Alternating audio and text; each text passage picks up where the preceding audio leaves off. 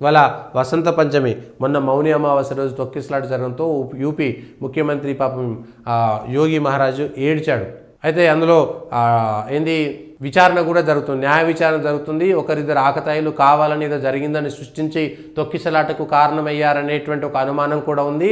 CC కెమెరాలను జల్లడబడుతున్నారు, ప్రత్యక్ష సాక్షులను జల్లడబడుతున్నారు. ఒక ఇద్దరు యువకులు ఆకతాయిలు కావాలని ఎర్ర బట్ట ఒకటి పెట్టి ఇక్కడ ఏదో తొక్కిసలాట జరుగుతుందనేటువంటి ప్రచారం చేయడంతో భయపడ్డటువంటి వాళ్ళు తొక్కిసలాట జరిగిందనేటువంటి ఒక ప్రాథమికంగా అంచనాకు వచ్చారు.